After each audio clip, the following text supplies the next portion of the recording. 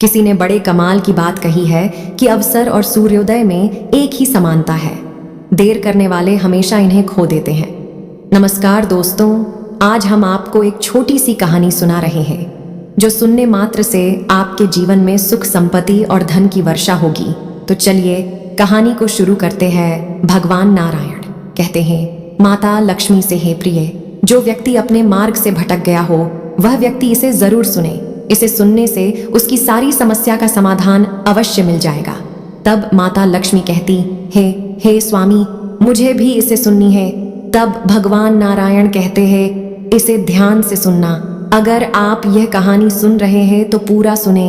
इस कथा को आधा अधूरा छोड़कर जानने की गलती मत करिएगा, क्योंकि इस पवित्र कथा को पूरा सुनने से मनचाहा फल की प्राप्ति होगी। इसीलिए इस कथा को पूरा सुनिए।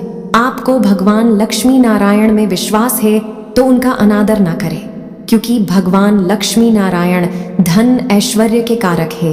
एक दिन की बात है, मनीष नाम के लड़के की, जो मध्यम वर्गीय परिवार में पैदा हुआ, जो 12th क्लास तक टॉप करता जा रहा था। कमाल का बच्चा, पढ़ने लिखने में सबसे आगे। फैमिली को उस पर गर्व था। फैमिली को लगता था कि बच्चा जब बड़ा हो जाएगा तो कुछ कमाल करेगा, हम लोगों की लाइफ बदल देगा, हमारी फैमिली में हैप्पीनेस आ जाएगी, सब कुछ बदल देगा, सिर्फ और सिर्फ ये लड़का।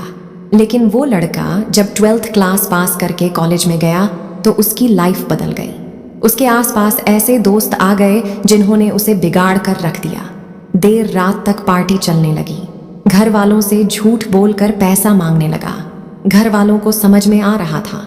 उन्होंने एक दिन उसको समझाने की कोशिश की, लेकिन मनीष ने घर वालों को डांट दिया कि आप मुझे ज्ञान मत दीजिए, मुझे सब कुछ मालूम है और आपके ज्ञान से बात नहीं बनेगी।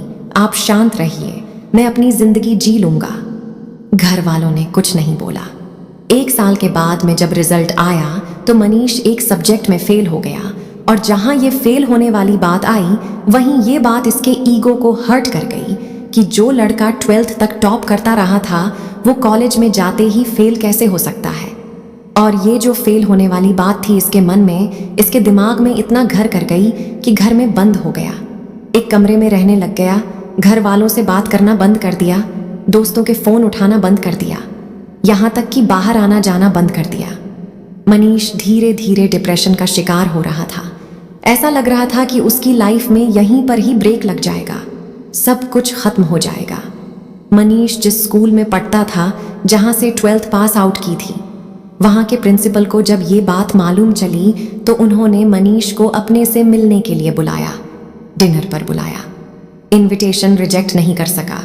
इसको मानना ही था कि न्योता आया था। प्रिंसिपल साहब के घर जाना था तो मनीष पहुंचा। शाम को उसने देखा कि प्रिंसिपल साहब गार्डन में बैठे हुए थे, अंगीठी पर हाथ ताप रहे थे। सर्दी का माहौल था। ये भी जाकर बैठ गया। उन्होंने पूछा कि क्या हाल चाल है बेटा, क्या चल रहा है, तो कुछ नहीं बोला। 10-15 मिनट तक दोनों के बीच में बातचीत नहीं हुई तो प्रिंसिपल साहब ने सोचा कि क्या अलग किया जाए। उन्होंने अंगीठी में से कोयले का टुकड़ा जल रहा था, उसको बाहर निकाला और धधकते हुए टुकड़े को मिट्टी में फेंक दिया, जैसे मिट्टी में फेंका। थोड़ी देर तो धधका, उसके बाद में बुझ गया। तब मनीष ने बोला कि सर, आपने क्या किया? एक कोयले का टुकड़ा जो अंदर जल रहा था, धधक रहा था, हमें गर्मी दे रहा था, उसको बाहर मिट्टी में फेंक दिया, बर्बाद कर दिया। तो प्रिंसिपल ने कहा कि बर्बाद कहाँ कर दिया, कौन सी बड़ी बात हुई, वापस इसको ठीक कर देते हैं। उन्होंने उस कोयले के टुकड़े को उठाया, मिट्टी में से वापस लाकर अंगीठी में डाल दिया।